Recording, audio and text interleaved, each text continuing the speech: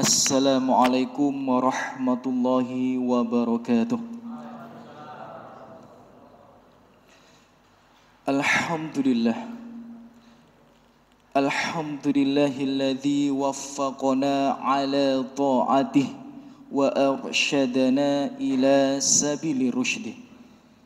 Segala puji hanya pantas, tidak bosan-bosannya dan tidak henti-hentinya kita panjatkan kepada Allah Jalla Jalaluh.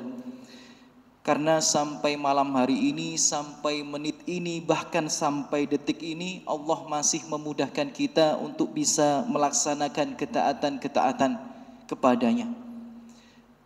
Dan sesungguhnya kita juga bersyukur kepada Allah Azza wa Jalla karena telah memberikan hidayah kepada kita semua, sehingga sampai saat ini kita masih bisa merasakan nikmatnya iman, nikmatnya Islam, nikmatnya mengenal sunnah, yang itu semua merupakan nikmat terbesar yang dimiliki oleh seorang hamba yang beriman. Yang perlu kita ketahui, tidak semua manusia Allah berikan nikmat itu. Maka kita bersyukur kepada Allah Subhanahu wa ta'ala atas semuanya. Dan tidak lupa kita bersolawat, Allahumma salli wa sallim wa barik ala khairil anbiya'i wal mursalin nabiyina Muhammadin wa ala alihi wa ashabihi wa man tabi'ahum bi ihsanin ila yaumiddin, amma ba'd. Ikhwati fillah, Bapak Ibu, saudara-saudariku semua yang semoga selalu dijaga dan dirahmati oleh Allah Subhanahu wa ta'ala. Alhamdulillah, Allah pertemukan kita di rumah Allah yang mulia ini pada kesempatan yang mulia ini. Semoga hadirnya kita di sini mendapatkan salah satu janji dari Allah Subhanahu wa taala lewat lisan Rasulullah sallallahu alaihi wasallam. Rasulullah bersabda dalam sebuah hadis, "Innat talibal ilma." Dalam riwayat yang lainnya, muallimul khair, yakni para penuntut ilmu atau pengajar kebaikan. Kita di sini semua untuk mengajar dan untuk belajar terkait kebaikan-kebaikan. Apa janji Allah lewat lisan manusia yang mulia ini? Yastaghfiru lahu kullu syai'in hatta al-hitan fil bahr. Semua makhluk itu akan memohonkan ampunan untuknya, untuk mereka, sampai-sampai ikan-ikan kecil yang ada di sungai. Jadi Bapak Ibu, dalam syarah hadis ini bahkan para ulama itu menjelaskan, barang siapa yang hadir di majelis ilmu, maka selama suara atau sejauh suara majelis ilmu ini terdengar, sebanyak makhluk-makhluk yang melihat hadirnya kita ini, maka mereka semua memohon ampunan untuk kita. Maka kadang kita ini secara tidak sadar dosa-dosa kita ini berguguran. Kenapa? Karena hadir di majelis ilmu. Maka sekarang pohon-pohon, bebatuan, serangga-serangga dan hewan-hewan yang lain itu sedang beristighfar untuk memohonkan kepada Allah Subhanahu wa taala agar dosa-dosa kita diampuni. Maka kita berharap semoga Allah mengampuni dosa-dosa kita, salah satunya lewat perantara majelis ilmu. Dan Bapak Ibu sekalian, di kesempatan yang mulia ini, di waktu yang terbatas ini, ada tema yang cukup menarik yang ingin kami sampaikan untuk kita pelajari bersama. Tentu saja berdasarkan nas yang sahih dari Al-Quran dan As-Sunnah, juga nasihat-nasihat para salafus soleh. Tema kajian kita pada malam hari ini adalah beginilah harusnya berdakwah kepada yang dicinta. Nah, jadi tema kita pada malam hari ini atau tema kajian kita pada malam hari ini adalah beginilah harusnya berdakwah kepada yang dicinta. Itu menunjukkan bahwa berdakwah ini, Bapak Ibu, ternyata ada aturannya. Berdakwah ini ada tuntunannya. Allah di dalam Al-Quranul Karim maupun Rasulullah SAW dalam sunnah-sunnahnya pun menjelaskan bagaimana berdakwah yang baik dan benar sesuai dengan tuntunan syariat. Nah, apalagi berdakwah kepada orang yang kita cinta. Jadi harus benar-benar kita pastikan ya sesuai dengan ajaran atau sesuai dengan arahan Allah dan Rasulullah SAW. Maka bagaimana berdakwah yang benar ya sesuai dengan arahan atau tuntunan syariat ini? Insya Allah akan kita bahas insya Allah nanti di poin utama pada kajian malam hari ini. Tapi sebelum itu kami ingin sampaikan ya poin yang pertama ya adalah hukum berdakwah itu sendiri. Nah, jadi sebelum kita membahas bagaimana berdakwah kepada yang kita cinta sesuai dengan arahan dan aturan syariat, kita bahas terlebih dahulu hukum berdakwah. Bapak Ibu sekalian, semoga selalu dijaga dan dirahmati oleh Allah Subhanahu wa taala. Hukum berdakwah itu dibagi menjadi dua. Pernah juga kami sampaikan di masjid ini, tapi tidak ada salahnya untuk kita murojaah lagi. Jadi, hukum berdakwah itu dibagi menjadi dua. Yang pertama, hukum berdakwah itu fardu kifayah. Ya, secara umum hukum berdakwah itu fardu kifayah. Kapan hukum berdakwah itu fardu kifayah, Bapak Ibu sekalian? Jika di daerah tersebut terdapat dai-dai ahlus sunnah, dalam artian yang sudah mendakwahkan kebenaran, maka hukumnya berdakwah itu fardu kifayah. Nah, misal ini di kota Mojokerto ini banyak ustadz, banyak ulama, maka hukum berdakwah bagi jenengan itu fardu kifayah. Kenapa? Ya karena memang Allah menjelaskan di surat Ali Imran ayat 104. Ya, di surat Ali Imran ayat 104 Allah Subhanahu wa taala berfirman, a'udzubillahi minasyaitonirrajim, wal takum minkum ummah. Hendaknya di antara kalian itu ada segolongan umat yad'una ilal khairi wa ya'muruna bil ma'rufi wa yanhauna 'anil munkar. Mengajak kepada kebaikan. Ya, kemudian menyeru kepada yang ma'ruf dan mencegah daripada yang mungkar. Wa ulaika humul muflihun. Orang yang sedemikian itu adalah orang-orang yang beruntung. Maka yang perlu kita garis bawahi di surat Ali Imran ayat 104 ini adalah Allah berfirman, wal takum minkum ummah, dan hendaknya di antara kalian ada segolongan umat. Nah, itu menunjukkan bahwa tidak semuanya diwajibkan untuk berdakwah. Ya. Karena Allah yang mengatakan hendaknya sebagian di antara kalian. Ya, jadi sebagian di antara kaum muslimin harus berdakwah. Di Mojokerto harus ada yang berdakwah. Tidak boleh tidak. Kalau tidak ada satupun ustadz di Mojokerto atau alim di Mojokerto yang berdakwah, maka antum yang dituntut untuk berdakwah. Atau misalnya satu desa itu banyak kemaksiatan, kemudian di desa itu tidak ada yang mengingatkan, tidak ada yang ceramah, tidak ada yang menyeru kepada kebaikan, maka diwajibkan bagi antum untuk berdakwah. Itu macam yang pertama, ya, daripada dakwah yang sifatnya atau hukumnya fardu kifayah. Kemudian yang kedua, berdakwah itu hukumnya fardu ain. Kapan berdakwah hukumnya fardu ain? Kebalikannya, kalau di daerah tadi terdapat dai-dai yang menyeru kepada kebenaran, hukumnya fardu kifayah. Hukumnya fardu ain jika di daerah tersebut tidak ada dai-dai yang menyeru kepada kebenaran atau apa? Berdakwah kepada keluarga dan kerabat. Nah, jadi walaupun di Mojokerto ini sudah ada ustadz, sudah ada mubalik, sudah ada dai, ya, tapi kepada keluarga kita sendiri, istri, orang tua, anak, paman, bibi, kerabat, hukumnya wajib. Dalilnya mana? Langsung ada di surat At-Tahrim ayat yang ke-6.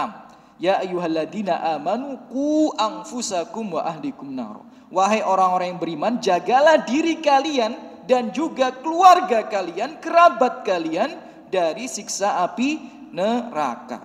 Maka dari sini para ulama menjelaskan bahwa hukumnya berdakwah kepada keluarga dan kerabat itu fardu ain, tidak terkecuali. Jadi kalau ada orang tua jenengan berbuat maksiat, jenengan diam saja, jenengan akan ikut diminta pertanggungjawaban nanti di hari kiamat. Enggak boleh, tidak. Harus kita sampaikan. Karena kewajiban kita itu menyampaikan kebenaran. Ya, bukan memastikan mereka mengamalkan kebenaran, bukan. Ya, jadi urusan mereka mengamalkan kebenaran atau tidak itu urusan yang nomor sekian. Tapi yang pertama kewajiban kita adalah menyampaikan kebenaran. Misal ada saudari kita belum menggunakan jilbab, masih terbuka auratnya, wajib bagi kita untuk mengingatkan, Mbak, ya dipakai itu jilbabnya.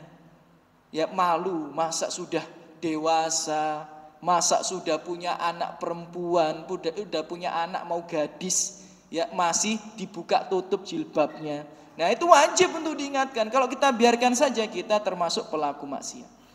Karena pada keluarga dan kerabat. Dalil yang lainnya misal di surat Thaha ayat 132, Allah berfirman, wa'mur ahlaka bisolati wastabir 'alaiha. Dan perintahkanlah keluargamu, kerabat-kerabatmu untuk mendirikan sholat dan bersabar atasnya. Ya, jadi memerintahkan ya keluarga dan kerabat kita untuk melaksanakan sholat itu hukumnya wajib. Jadi nggak boleh, Bapak Ibu mohon maaf ya ini kalau tersinggung ya, tidak boleh ya paman kita, bibi kita tidak sholat kemudian kita diam-diam saja, nggak boleh. Sesekali harus kita ingatkan, walaupun tidak tiap hari. Misal ya kita berkunjung kepada mereka untuk silaturahim, diingatkan. Ya, Lek, sampun sepuh, nyari apa lagi kalau bukan bekal di akhirat? Sholat. Nah kayak gitu. Wajib yang sedemikian. Kalau tidak, mohon maaf ya, kalau tidak akan diminta pertanggungjawaban oleh Allah Subhanahu wa taala. Karena di surat Yasin ya disebutkan di sana wa ma alaina illal balagh. Dan tidaklah kewajiban kita itu kecuali untuk menyampaikan kebenaran. Kepada siapa ya? Yang wajib tadi kepada kerabat dan keluarga. Saya tanya kepada antum. Ketika sesuatu itu hukumnya wajib, jika ditinggalkan berdosa apa tidak? Berdosa apa tidak? Dosa. Kalau berdosa diancam dengan neraka apa tidak? Nah iya, berarti kita harus takut. Ya. Jadi kalau kita meninggalkan dakwah kepada keluarga, kita harus takut. Saya ulang sekali lagi. Kalau kita meninggalkan dakwah kepada keluarga dan kerabat, takutlah engkau akan siksa neraka. Karena itu mengancam dirimu, mengancam diri kita. Bisa jadi ya kita ini mengumpulkan pahala yang begitu banyak. Jazakallah khairan. Alhamdulillah, pengertian. Saya minta izin minum dikit ya. Tenggorokan saya agak serak. Bismillah. Ya, Bapak Ibu sekalian, kita lanjutkan lagi bahwa jika kita ini mengamalkan amal soleh yang begitu banyak, kemudian kita begitu percaya dirinya dengan amal-amal soleh yang kita kerjakan dan maksiat-maksiat yang kita tinggalkan. Tapi nanti kalau di hari kiamat, apakah kita nggak khawatir keluarga kita itu nanti datang terus minta pertanggungjawaban di hadapan Allah karena mereka ditinggalkan dalam kemaksiatan? Kita akan diminta pertanggungjawaban, akan diminta pertanggungjawaban. Maka hendaknya gugurkan kewajiban itu. Ya, gugurkan kewajiban itu. Dengan apa? Dengan mendakwahi mereka.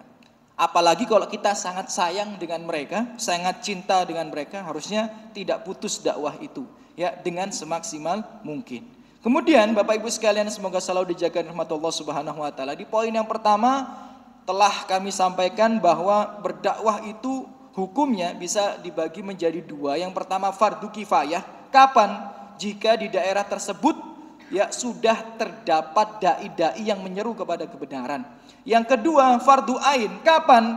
Jika di daerah tersebut tidak ada dai-dai yang menyeru kepada kebenaran, atau ya jika dakwah itu tertuju kepada keluarga dan kerabat, maka hukumnya fardu ain yang wajib dikerjakan dan dihukumi sebagai pelaku maksiat bagi siapa saja yang meninggalkan. Baik, Bapak Ibu sekalian yang semoga selalu dijaga rahmat Allah Subhanahu wa taala. Kemudian kita masuk kepada poin selanjutnya tentang keutamaan daripada berdakwah. Supaya kita ini bersemangat untuk berdakwah, maka hendaknya kita ini tahu keutamaannya. Sering saya sampaikan pada jamaah, penting untuk mengetahui keutamaan suatu amal ibadah. Mengapa? Karena dengan mengetahui keutamaan suatu amal ibadah, kita ini termotivasi untuk mengamalkannya. Contoh real yang kita lihat di masyarakat.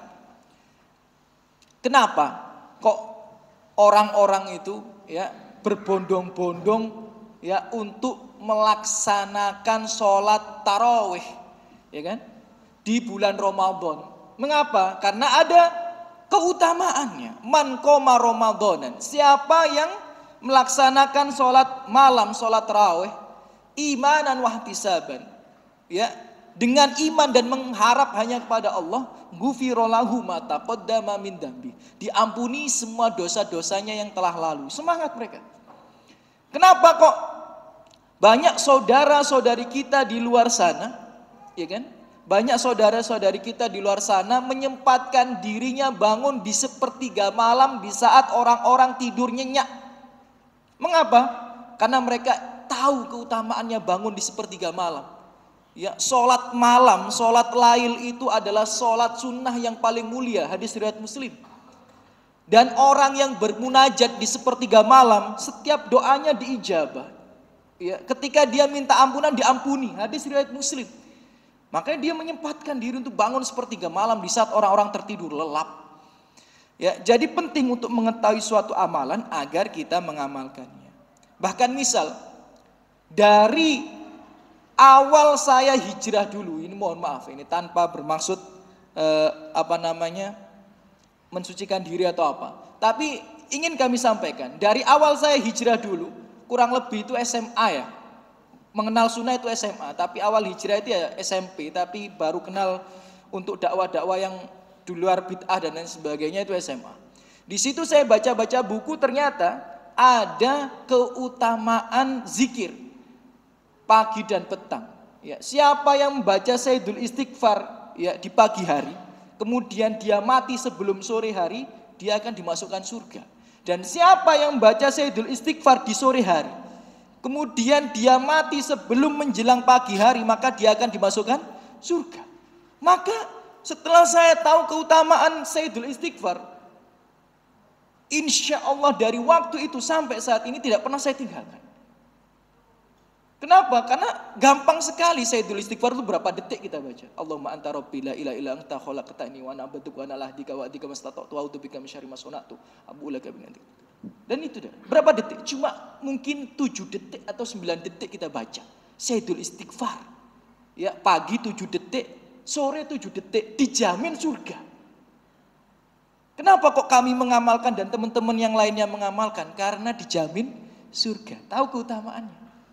Nah, jadi penting untuk kita mengetahui suatu keutamaan amal ibadah. Supaya apa? Supaya termotivasi untuk mengamalkan. Nah, ini kami sampaikan bahwa ternyata Bapak Ibu, berdakwah itu juga memiliki banyak sekali keutamaan. Kepada siapapun, mau kepada istri, kepada keluarga, pada kerabat, atau pada manusia yang lain, berdakwah itu keutamaannya sangat-sangat besar. Ya. Misal,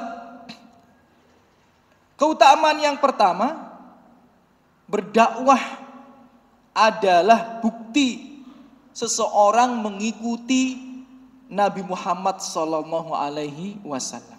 Ya. Berdakwah itu adalah bukti bahwa seseorang itu mengikuti Nabi Muhammad Sallallahu Alaihi Wasallam. Dalilnya mana? Firman Allah Subhanahu wa taala di surat Yusuf ayat 108. Allah berfirman, "Qul hadhihi sabili ad'u ilallah ala basiratin ana wa manittaba'ani." Katakanlah wahai Muhammad kepada mereka, inilah jalan agamaku, aku dan orang-orang yang mengikutiku, kata Rasulullah. Aku dan orang-orang yang mengikutiku mengajak kalian kepada Allah Subhanahu wa taala dengan hujjah yang nyata. Saya ulang sekali lagi. Rasulullah mengatakan, aku dan orang-orang yang mengikutiku mengajak, berdakwah kepada Allah supaya kembali kepada Allah dengan hujjah yang nyata. Jadi orang-orang yang berdakwah, yang punya kebiasaan mengajak kepada kebaikan, menyeru kepada yang ma'ruf, mencegah daripada kemungkaran, itu dia telah mengikuti Rasulullah.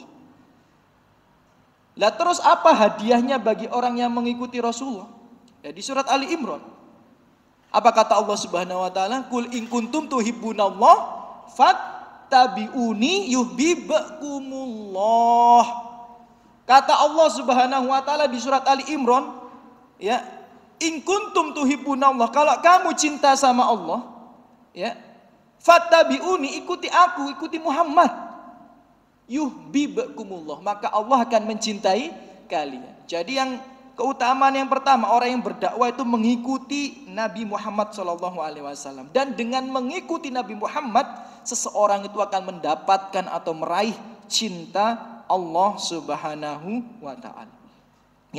Jadi Bapak Ibu sekalian, jadi keutamaan berdakwah yang pertama adalah mengikuti Nabi Muhammad SAW. Bukti bahwa kita ini mengikuti beliau, dan itu bisa menyebabkan hadirnya atau datangnya cinta Allah Subhanahu wa taala. Kemudian keutamaan yang kedua daripada berdakwah adalah berdakwah termasuk ibadah yang paling agung di sisi Allah Subhanahu wa taala. Berdakwah termasuk ibadah yang paling agung di sisi Allah Subhanahu wa taala. Jadi Bapak Ibu, ibadah itu bukan hanya sekedar sholat, ibadah bukan hanya sekedar puasa, ibadah bukan hanya sekedar zakat, sedekah, berkurban. Tidak. Menyeru kepada kebaikan itu juga termasuk ibadah. Ngajak orang untuk melaksanakan sholat, ngajak orang untuk menutup aurat, mengingatkan orang agar tidak bersalaman dengan yang bukan mahramnya, mengingatkan orang yang mungkin ibu-ibunya itu, akhwat-akhwatnya itu masih belum pakai kaos kaki untuk pakai kaos kaki karena kaki itu aurat. Itu ibadah yang agung. Itu ibadah yang agung. Dalilnya mana? Di surat Fusilat ayat 33. Allah mengatakan, wa man ahsanu qawlan mimman da'a ila Allah wa amila salihah wa qala innani minal muslimin. Dan apa yang lebih baik, Allah yang mengatakan, apa yang lebih baik, siapa yang lebih baik daripada orang yang menyeru atau berdakwah kepada Allah Subhanahu wa taala. Nah, itu menunjukkan bahwa salah satu manusia terbaik di sisi Allah, salah satu ibadah yang terbaik di sisi Allah adalah berdakwah. Berdakwah itu ibadah agung Bapak Ibu. Karena dakwah itu adalah tugas utama seorang nabi, dakwah.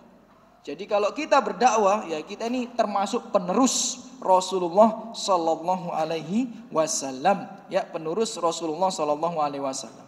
Kemudian keutamaan yang ketiga, biar kita lebih semangat untuk mengajak orang lain kepada kebaikan, mengingatkan untuk mengamalkan amal-amal soleh dan menjauhi kemaksiatan-kemaksiatan. Berdakwah adalah sarana untuk memperoleh pahala yang melimpah. Berdakwah adalah sarana untuk memperoleh pahala yang melimpah. Dalilnya banyak sekali.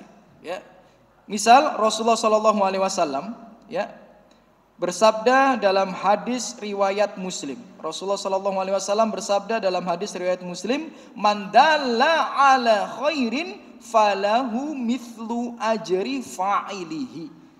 Siapa yang mengajak orang lain untuk mengamalkan sebuah kebaikan, maka orang itu akan mendapatkan pahala yang sama seperti kebaikan yang diamalkan oleh orang yang diserunya tadi. Masya Allah, ini pahala yang melimpah ruah ini. Ya, bayangkan seandainya misal ini ummahat ini, ada temennya, ya, yang kalau keluar nggak pakai kaos kaki misal, kemudian ditegur dengan sopan, ditegur dengan baik, atau mungkin ada saudarinya, ada bibinya, ditegur dengan baik. Ya. Fulanah, kalau keluar itu mbok dipakai kaos kakinya. Kan seluruh tubuh wanita ini aurat kecuali wajah dan telapak tangan. Ya. Misal dengan seruan yang lemah lembut, ya, dengan hikmah, kemudian dia menutup auratnya.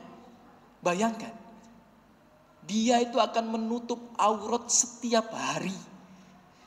Jadi setiap hari dia itu mengamalkan perintah Allah, menjauhi kemaksiatan.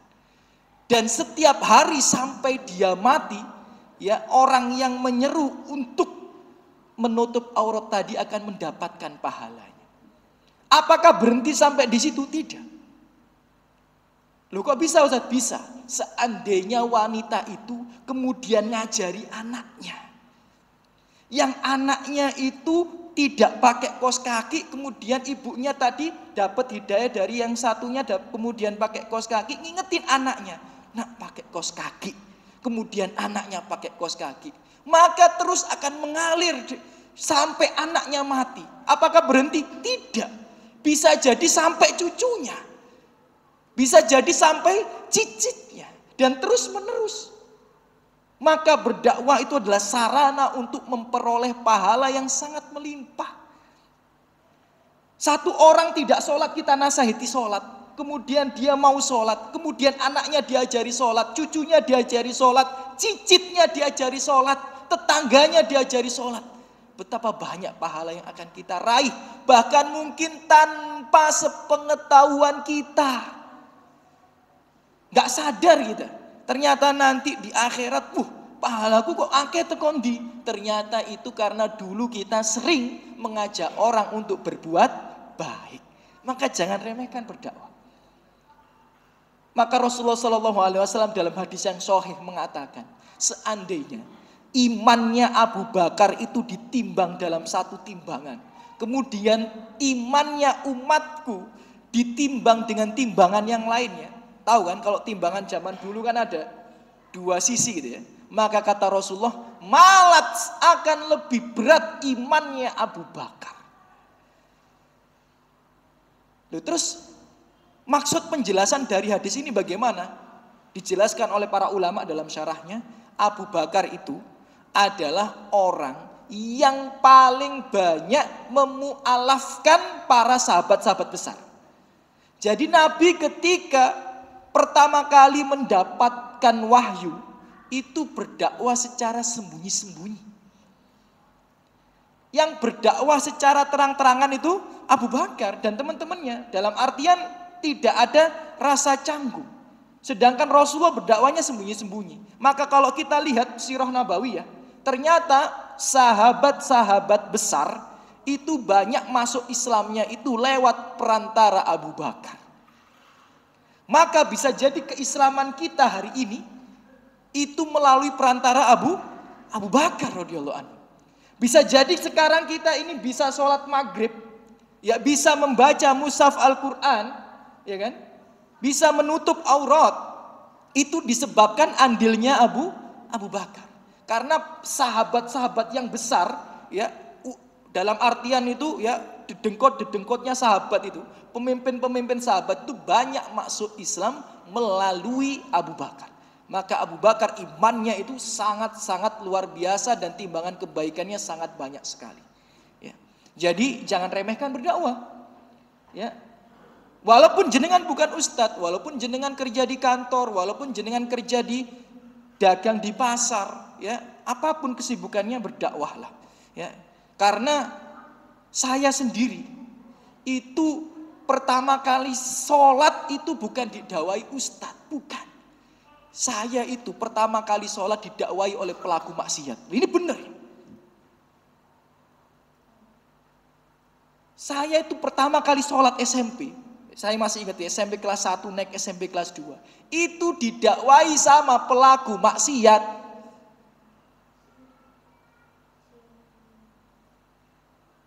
Jadi dia itu teman SMP saya di SMP 4. Dia suka maksiat, cuma orang tuanya benar.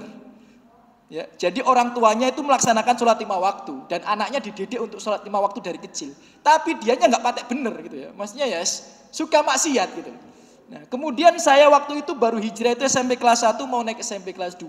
Saya itu masih ingat cerita sama dia. Saya bilang kepada dia, alhamdulillah saya sudah sholat 4 waktu sehari gitu. Saya bilang gitu. Ya, saya SMP kelas 1 waktu itu naik SMP kelas 2 mau akhir-akhir ya gitu. Kemudian saya dinasehati sama dia, ya, kamu akan masuk neraka, dibilang gitu. Kamu akan masuk neraka kan? Lu kok bisa? Lah aku udah sholat deh. Kalau kamu nggak sholat 5 waktu, kamu akan masuk neraka. Padahal dia itu bukan ustadz, padahal dia suka maksiat, bahkan maksiatnya mungkin lebih kacau daripada saya gitu. Ya, tapi melalui lisan dia, saya waktu itu sholat. Mulai detik itu, mulai hari itu saya sholat 5 waktu. Bayangkan. Dari saya kelas 1 SMP sampai sekarang jadi ustadz, sampai ngisi kajian. Loh, sholat itu loh, lewat andilnya dia. Mungkin dia sekarang loh, tinggal di mana saya nggak tahu. Ya, dia kerja di mana saya nggak tahu.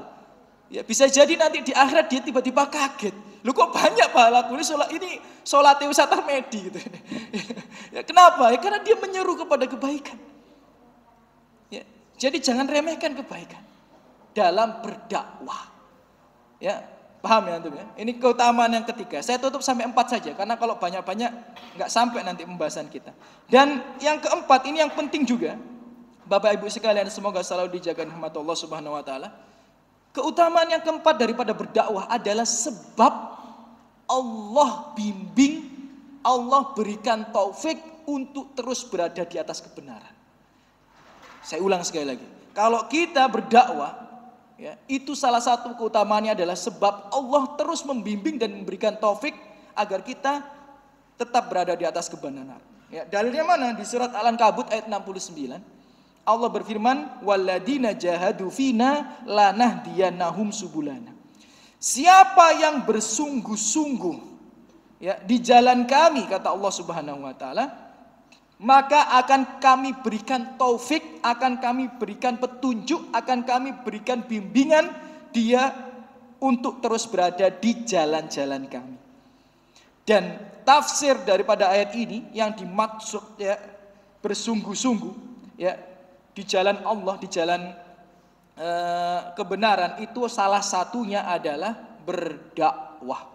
Ya, kata para ulama tafsir di sini, Al-Baghawi di antaranya. Tafsir kalau kita buka tafsir Al-Baghawi, ya, beliau mengatakan, ya, mengutip nasihat dari para salafus soleh yang dimaksud di antaranya adalah berdakwah. Jadi ternyata kalau kita pengen terus berada di atas kebenaran, berdakwah terus.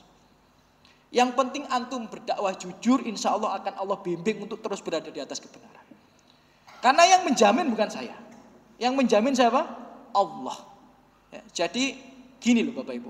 Siapa yang menjamin kita ini akan terus berada di atas jalan yang lurus? Gak ada yang menjamin. Ya, gak ada yang menjamin. Teman saya yang dulu di Libya itu lurus kenceng, sekarang loh banyak yang sesat. Teman saya yang di Madinah dulu lurus kenceng loh, sekarang banyak yang sesat. Dalam artian apa? Ikut kepada firqah-firqah yang bid'ah-bid'ah. Padahal dulu lurus, bahkan mungkin lebih kenceng dari saya. Jadi gak ada yang bisa jamin. Gak ada yang bisa jamin. Lah terus, kalau kita ingin jaminan yang konkret, ya jaminan dari Allah. Bagaimana caranya? Ya ini, ngikuti surat Al-Ankabut ayat 69. Terus ngajak pada kebaikan. Karena Allah sangat cinta dengan orang yang berdakwah.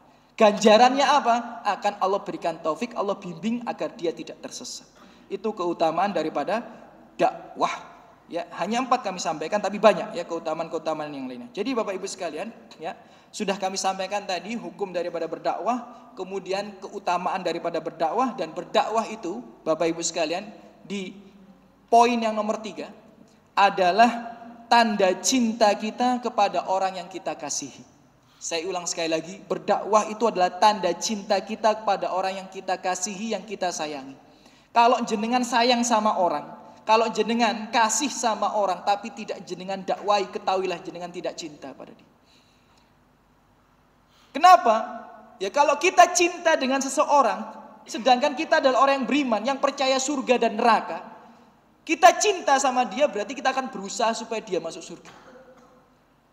Kalau kita cinta sama dia, kita akan berusaha supaya dia selamat dari siksa neraka. Cinta kok. Ya, maka berdakwah itu adalah tanda cinta kita kepada mereka. Dan itulah yang Allah contohkan, yang Allah gambarkan di surat Maryam ayat 45. Di surat Maryam ayat 45 Allah berfirman, "Ya abati inni akhafu ayyamassaka adab minar rahman fatakuna lisyaitani waliya." Wahai ayahku tercinta.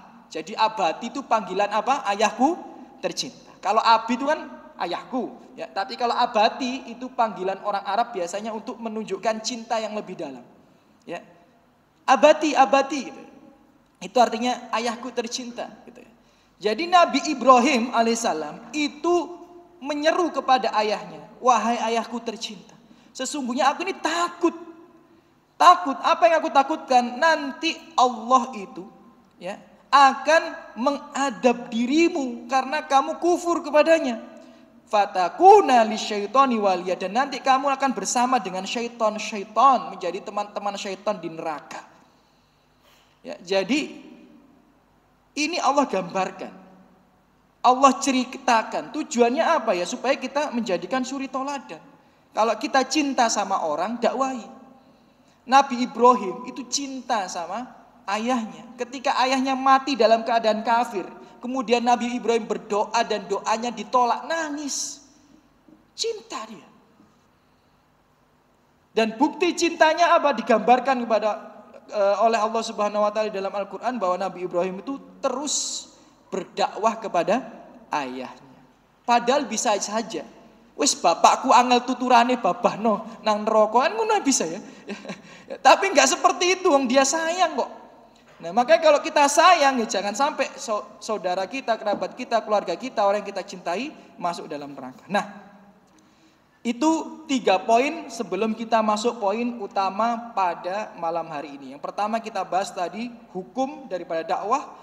Kemudian yang kedua kita bahas keutamaan daripada dakwah. Dan yang ketiga kita bahas bahwa tanda cinta, bukti cinta kita kepada orang yang kita kasihi, kepada orang yang kita sayangi adalah dengan berdakwah. Kemudian kita masuk pada poin utama kita pada malam hari ini. Ada sekitar 20 atau 25 menit waktu tersisa kita ini, ya. Kita akan masuk pada pilar atau rukun dalam berdakwah. Pilar atau rukun dalam berdakwah. Tema kita pada malam hari ini adalah beginilah harusnya berdakwah kepada yang dicinta. Beginilah harusnya. Begini itu yang seperti apa Ustadz? Ya ini, antum harus penuhi 3 pilar atau 3 rukun dalam berdakwah. Jadi berdakwah itu kata para ulama, Bapak Ibu sekalian, memiliki rukun, memiliki pilar. Kalau salah satu pilar ini ditinggalkan, maka berdakwah ini akan tidak sempurna atau rusak. Maka kalau kita berdakwah, pastikan 3 pilar ini terpenuhi. Saya ulang sekali lagi, jika kita berdakwah pastikan 3 pilar ini terpenuhi. Apa pilar atau rukun dalam berdakwah? Yang pertama, ya, jadi ini saya mengutip dari kitab Madarijus Salikin, ya, yang ditulis oleh Ibnul Qayyim Al-Jauzi. Ya, Ibnu Qayyim Al-Jauzi rahimahullah. Ya. Di kitab Madarijus Salikin, ya, ada 3 rukun atau 3 pilar dalam berdakwah. Yang pertama, ya, rukun yang pertama adalah al-ilmu, yakni ilmu. Kalau kita mau berdakwah, pastikan kita mengilmui apa yang akan kita dakwahkan. Jadi kita pastikan yang akan kita dakwahkan itu benar. Saya ulang sekali lagi, kalau antum mau mengajak kepada kebaikan, pastikan ajakan antum benar. Jangan sampai antum malah mengajak yang salah. Dalilnya mana? Di surat Yusuf tadi ayat 108. Allah Subhanahu wa taala berfirman, "Qul hadhihi sabili ad'u ilallahi ala basirah." Itu yang perlu digarisbawahi, ala basirah ana wa manittaba'ani. Katakanlah wahai Muhammad, hadhihi sabili, ini adalah jalan agamaku, aku dan orang yang mengikutiku berdakwah, mengajak kepada Allah nih, ala basirah, dengan hujah yang nyata. Ya, jadi ala basiro di sini kata para ulama dengan hujah yang nyata itu adalah dengan ilmu, sesuai dengan Al-Quran, sesuai dengan as-sunnah, sunnah Rasulullah Sallallahu Alaihi Wasallam, baik dari sunnah kauliyah perkataan atau fi'liyah perbuatan atau takririyah yakni ketetapan. Apakah cukup? Tidak, harus ditambah dengan sesuai dengan pemahaman para sahabat dan salafus soleh. Ya, jadi pastikan apa yang kita dakwahkan adalah berdasarkan ilmu, ada ilmunya, ya, yakni berhujah atas Al-Quran dan Sunnah, ya, sesuai dengan pemahaman para sahabat dan salafus soleh. Jika seseorang berdakwah tanpa ilmu, bukan malah membangun tapi malah merusak, ya, bukan memperbaiki tapi malah akan merusak, ya. Jadi berdakwah itu harus ada ilmunya, Bapak Ibu, ya, kecuali dalam perkara-perkara pokok, misal orang nggak sholat untuk diajak sholat, ya ini sederhana ya. Tapi kalau dalam perkara-perkara yang tafsil, perkara-perkara yang cabang, jangan sampaikan kalau jenengan nggak tahu ilmunya, nanti sesat, ya. Bukan mengajak kepada kebaikan, malah ngajak kepada keburukan. Saya kasih contoh misal. Di Mojokerto, saya nggak sebut ustadznya ya. Di Mojokerto saya nggak sebut ustadznya, tapi pernah ada ya postingan di grup lah. Ada postingan-postingan di grup gitu, kemudian ada seorang ustadz di situ mengkaji tentang 76 dosa besar. Nih, kitab 76 dosa besar. Ya. Kitab ini benar. Ya, saya ulang sekali lagi ya, kitab ini benar, ditulis oleh Imam Ad-Dahabi, Masya Allah, rahimahullahu ta'ala. Kitabnya benar, berdasarkan Al-Quran dan As-Sunnah dan pemahaman para sahabat dan para salafus soleh. Kitabnya benar, cuma ustadznya kepleset. Ya. Karena gini, saya tanya pada antum, mungkin nggak kajian 1 jam atau 1 jam setengah 100% baca kitab? Mungkin apa tidak? Enggak. Ada nggak ustadz 1 jam atau 1 jam setengah 100% baca kitab? Ya nggak ada. Pasti minimal 50% baca kitab, 50% dari interpretasi dirinya sendiri, ya, dari penafsiran atau syarah dia sendiri. Kalau pemikirannya benar nggak ada masalah. Yang jadi masalah kalau pemikirannya salah, ini agak repot. Kan kebenaran itu kan tolak ukurnya kan bukan hanya Al-Quran dan As-Sunnah, tapi sesuai dengan pemahaman sahabat dan salafus soleh apa tidak gitu, atau sesuai dengan mayoritas ulama atau tidak gitu. Kalau dia tidak membaca literatur yang banyak, hanya mensyarah sesuai dengan keinginan perutnya saja dalam artiannya, ya akan keliru. Ya. Saya lihat ada orang-orang bagi kajian, ya. Saya kadang-kadang penasaran, ini ustadz siapa sih gitu. Saya buka, ya, kemudian saya dengarkan. Padahal itu tentu saja saya tidak lihat semua video dia juga, dan video ustadz yang lainnya tidak. Cuma kebetulan waktu itu saya lihat videonya. Kemudian dia membahas tentang dosa besar yang nomor 22. Dosa besar yang nomor 22 di situ menjelaskan tentang gulul atau pengkhianatan.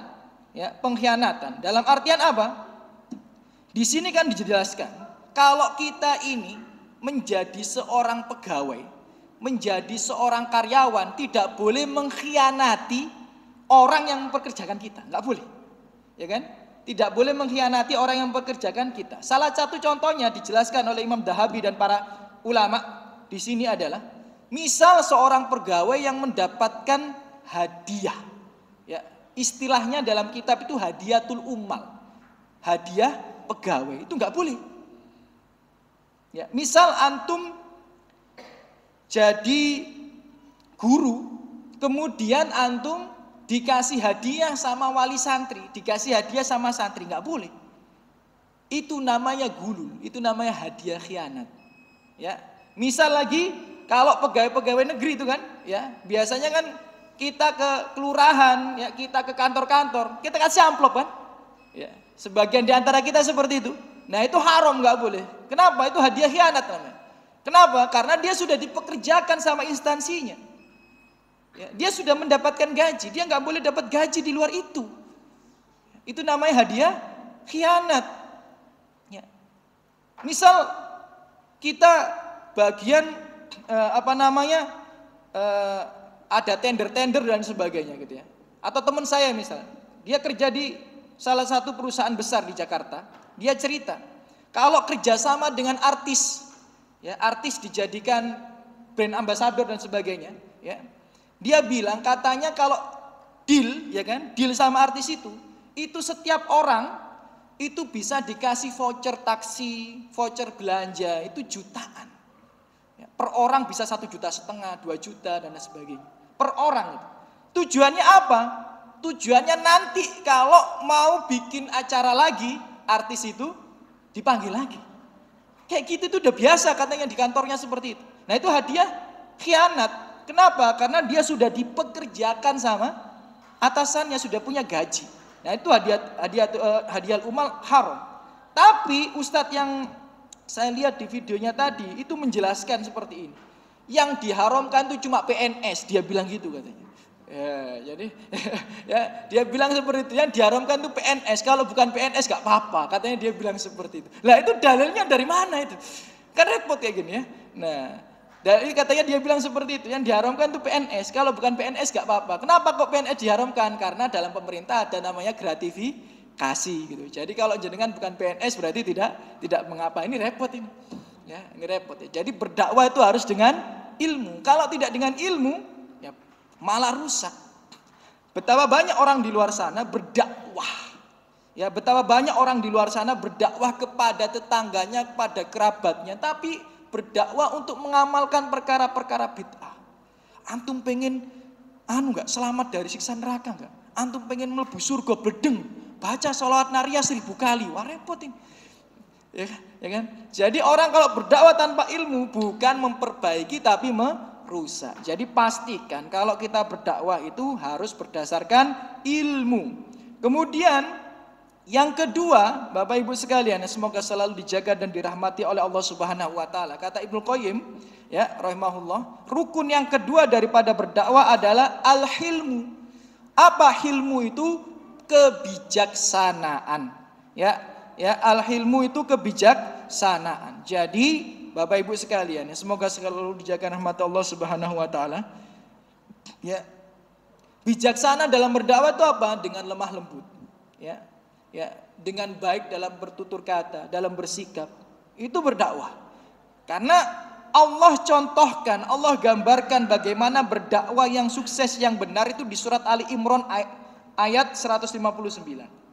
Di surat Ali Imran ayat 159, Allah berfirman, "Fabima rahmatin minallahi lintalahum."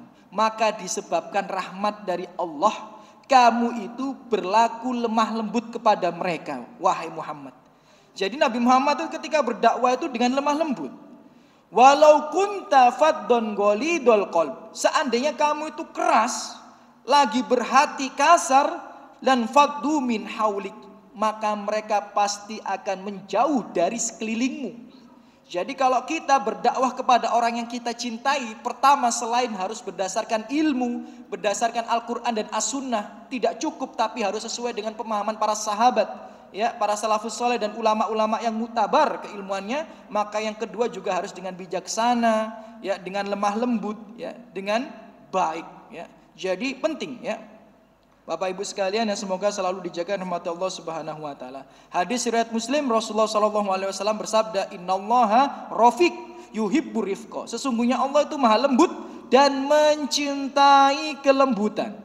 Wa yu'ti 'ala rifqa ma la yu'ti 'alal anf. Dan Allah memberikan kelembutan yang tidak diberikan kepada kekerasan. Apa itu? Wa ma la yu'ti 'ala ma siwa. Dan Allah juga tidak akan memberikan kepada selain daripada itu. Maksud daripada ulama, dari Hadis ini adalah orang itu kalau dihiasi dengan kelembutan, maka Allah akan memperindah dirinya ya daripada orang-orang yang lainnya. Maka penting untuk berdakwah dengan lemah lembut. Ya, jadi jangan langsung dijudge kasar. Ya, misal dikit-dikit, wah kamu akan ke neraka selama-lamanya. Nah, ini repot ini. Jadi repot ini. Walaupun dia berbuat kesyirikan, tapi jangan segitunya. Ya, walaupun dia berbuat kesyirikan, jangan segitunya. Lihatlah bagaimana tadi kan saya bacakan ayatnya Nabi Ibrahim ketika mendakwai ayahnya. Ayahnya itu kan penyembah berhala, pelaku kesyirikan kan. Tapi bagaimana tutur katanya Nabi Ibrahim kepada ayahnya? Apakah bilang, hei musyrik, ya gitu ya, tempatmu di neraka kalau masih nyembah kayak gini? Apakah seperti itu? Kan tidak. Tapi Nabi Ibrahim bagaimana tutur katanya kepada ayahnya? Wahai ayahku tercinta, sungguh itu aku takut, aku khawatir kalau kamu tetap terus dalam kesyirikan, nanti Allah akan mengadabmu. Dengan tutur kata yang lembut, wahai ayahku tercinta. Bahkan Rasulullah juga mencontohkan hal itu. Sebelum memberikan nasihat, dalam hadis yang lainnya Rasulullah berkata, wallahi inni la uhibbuk, demi Allah aku mencintai. Sampai mengulang lagi, wallahi inni la uhibbuk, demi Allah aku sangat cinta sama kamu. Baru setelah itu didakwai. Nah kayak gitu ya. Jadi kalau mau mendakwai istrinya, mau mendakwai suaminya, coba diawali dengan kata-kata yang indah gitu loh ya.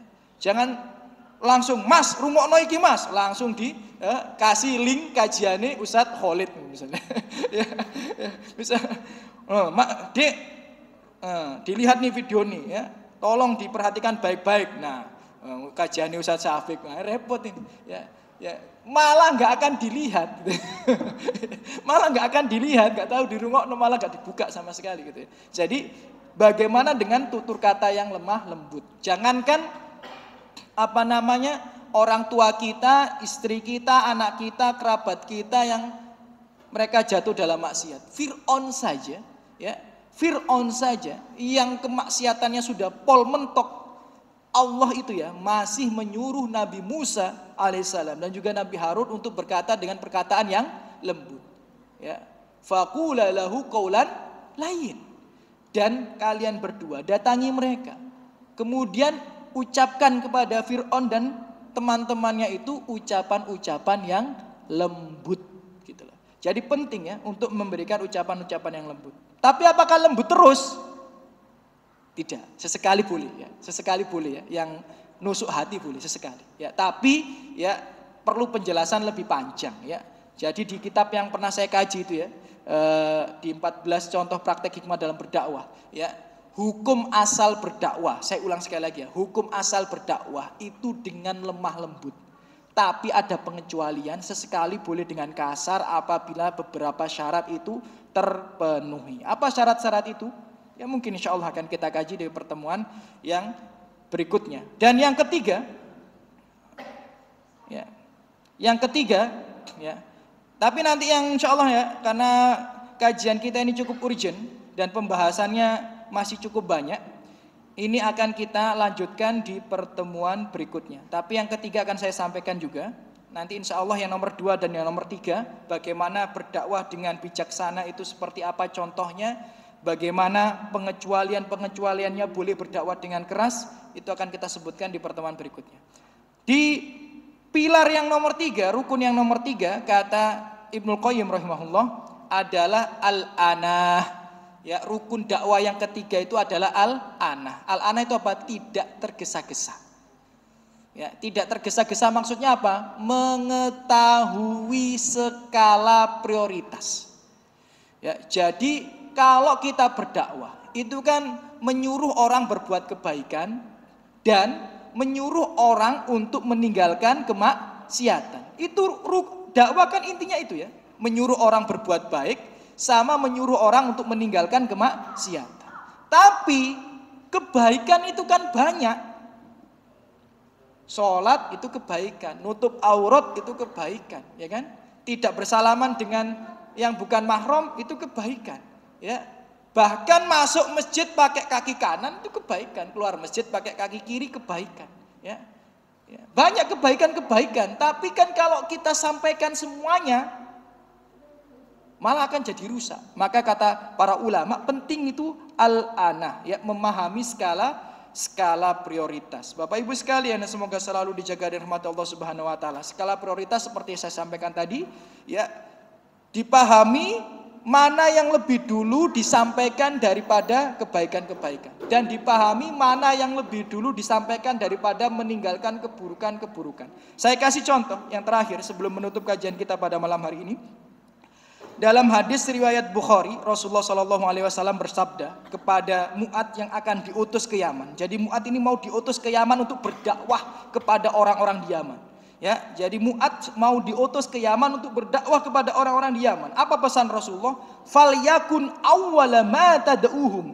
Maka hendaknya yang pertama kali engkau dakwahkan kepada mereka, ya, tad'uhum ilaihi ayyuhidullahu ta'ala, agar mereka mentauhidkan Allah. Jadi yang paling pertama kalau mau berdakwah itu tauhid, sudah. Yang paling pertama kita serukan agar mereka untuk menghindari hal itu adalah syirik, sudah itu. Baru kata Rasulullah, faida arafu dzalik, kalau mereka sudah mentauhidkan Allah dengan benar, menjauhi kesyirikan, fa akhbirhum, maka kabarkan kepada mereka, annallaha, sesungguhnya Allah, faradha alaihim, mewajibkan atas mereka, khamsa sholawatin fi yaumihim wa lailatihim, 5 sholat dalam sehari semalam, ya, 5 sholat dalam sehari semalam. Jadi yang pertama itu dakwah tauhid.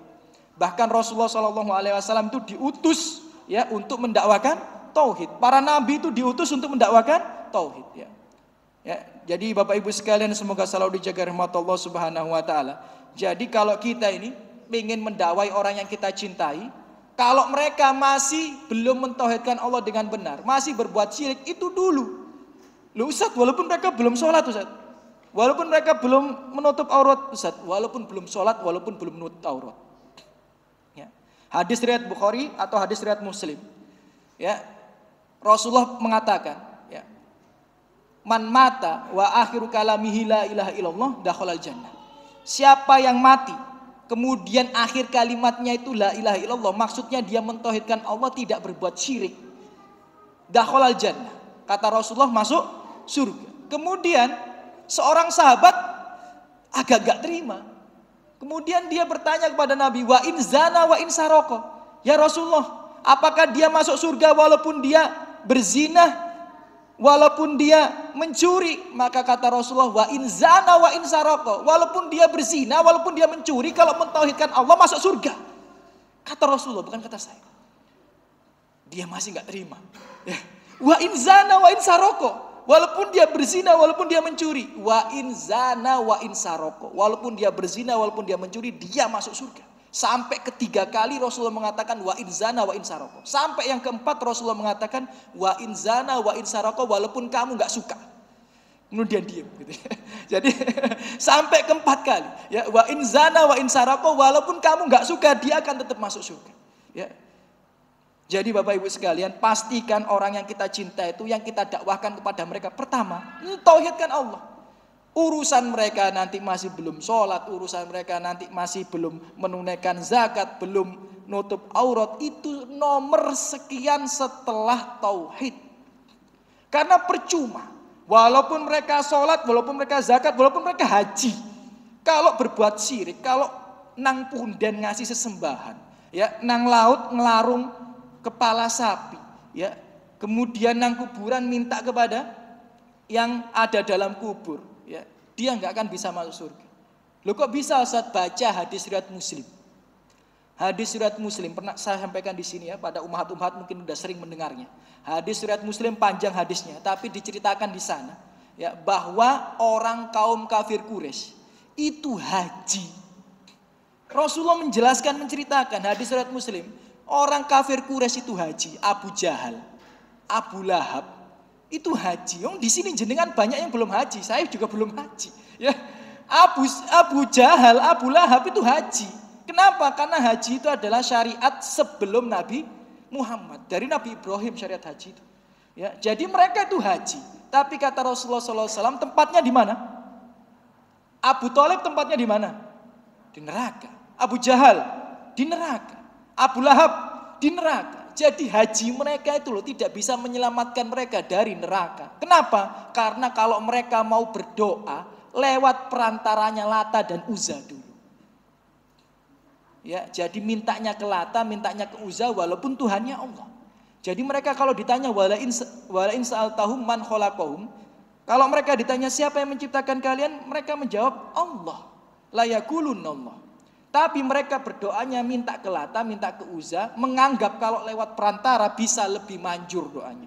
Maka syirik, dan kesyirikan itu tidak bisa ya membuat mereka selamat dari siksa api neraka walaupun mereka haji. Jadi kalau kita sholat, orang yang jenengan cintai, istri, orang tua, paman, bibi, anak, teman, walaupun ibadah mereka banyak, walaupun bangun masjid, walaupun nyumbang buat bangun ponpes, walaupun berkurban, kalau masih berbuat syirik, tidak akan bisa masuk surga. Allah berfirman di surat Al-Maidah ayat 72, Innahu ma yusyrik billah. Siapa yang berbuat syirik kepada Allah mati dalam keadaan syirik, belum bertobat daripada syirik, kemudian dia mati, ya, faqad haramallahu alaihi jannah, akan Allah haramkan selama-lamanya masuk di surga, selama-lamanya. Wa ma'wahun nar, dan tempatnya di neraka. Wa malid dhalimina min ansor, dan orang yang berbuat syirik tidak ada penolongnya, satu pun tidak ada yang bisa menolong. Bahkan ayahnya Ibrahim alaihissalam tidak bisa ditolong oleh anaknya walaupun dia nabi. Bahkan istrinya Nuh, istrinya Lut tidak bisa ditolong walaupun suaminya nabi. Apalagi kita yang bukan siapa-siapa. Maka apabila kita dicinta dengan orang-orang yang ada di sekitar kita, pertama pastikan mereka mentauhidkan Allah Subhanahu wa taala. Setelah itu baru ya ajak mereka untuk menunaikan sholat. Baru setelah itu apa kata Rasulullah? Ajak mereka untuk menunaikan zakat. Itu jadi tahu skala prioritas. Jangan terburu-buru. Wong dia belum sholat disuruh pendekkan celananya. Repot ini. Ya, sholatnya sik bolong-bolong, Mas. Isbal, neraka sampean. Nah, ini repot ini. Ya, wong sholatnya sik bolong-bolong, ya kan? Ya, jadi harus tahu skala prioritas. Ya, apa yang pertama kali kita dakwahkan pada mereka. Mungkin itu yang bisa kami sampaikan. Insya Allah nanti ada beberapa penjelasan yang sangat penting yang belum bisa kami sampaikan pada malam hari ini terkait bagaimana harusnya berdakwah kepada dia yang dicinta. Insya Allah akan kita lanjutkan lagi satu kali pertemuan di pertemuan berikutnya. Insya Allah. Ada pertanyaan sebelum kita tutup Bapak Ibu sekalian?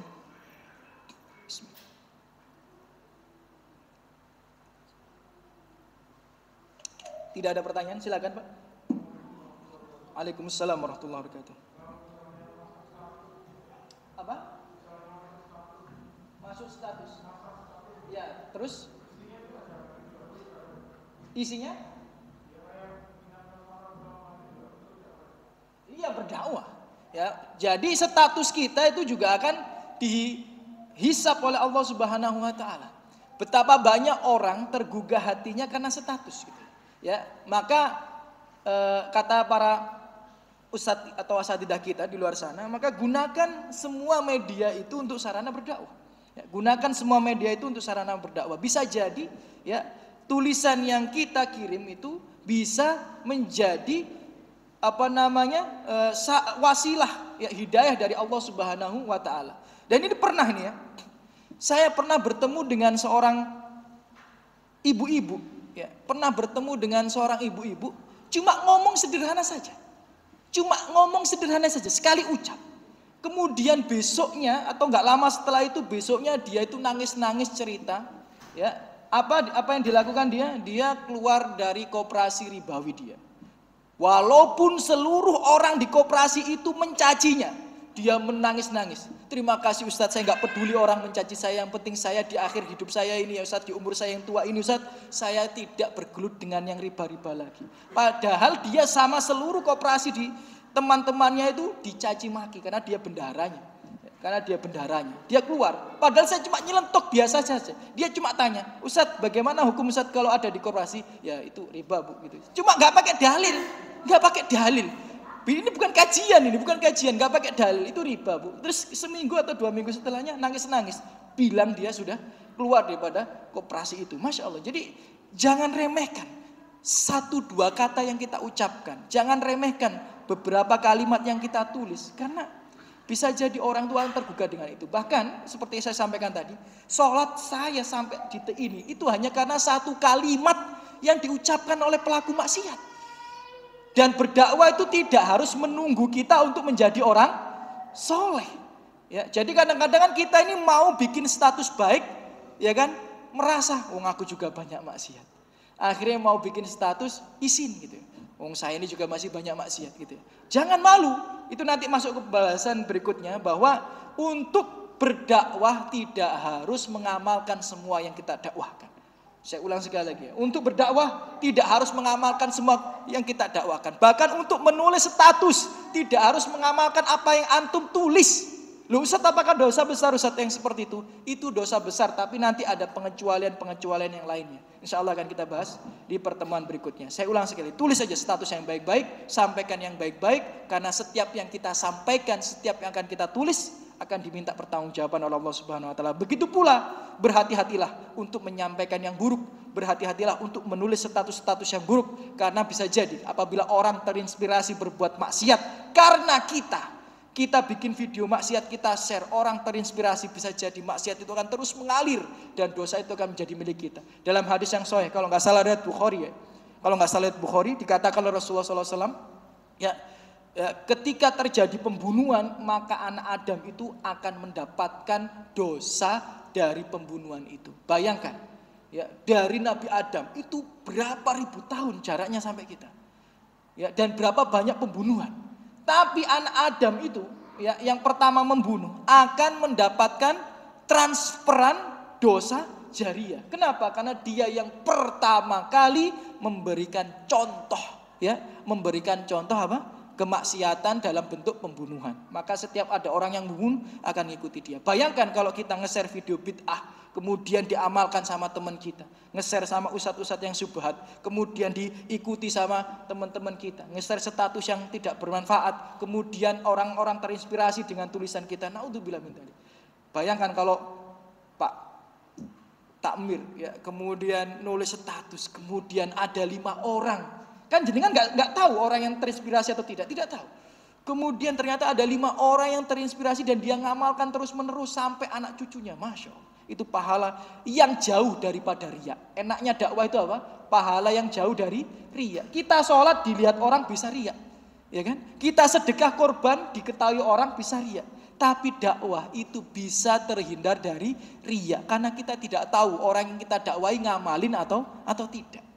Bahkan bisa jadi sampai terus menerus. Mungkin itu yang bisa kami sampaikan pada malam hari ini. Insya Allah ada poin-poin yang lebih penting, ya, insya Allah akan kita sampaikan di pertemuan berikutnya. Aqulu qouli hada, ya, apabila ada salah dari saya, itu kekurangan saya pribadi, ya, mohon dimaafkan dari tutur kata maupun sikap saya, lebihnya dari taufik Allah Subhanahu wa taala. Semoga yang hadir di sini dibalas oleh Allah Subhanahu wa taala dengan sebaik-baiknya balasan. Allahumma shalli wa sallim ala Muhammad alhamdulillah. Dan semoga yang hadir di sini, ya, diangkat derajatnya, diampuni dosanya, dilimpahkan rahmat rezekinya, diangkat musibah, masalah, penyakit yang menimpa dirinya maupun keluarganya, diberikan petunjuk untuk terus berada di atas kebenaran, diberikan taufik untuk dimudahkan melaksanakan ketaatan sampai meninggal husnul khotimah dan dikumpulkan di surga Allah Subhanahu wa taala. Kita tutup dengan doa kafaratul majelis. Subhanakallahumma wa bihamdika asyhadu an la ilaha illa anta astaghfiruka wa atubu ilaik. Assalamualaikum warahmatullahi wabarakatuh.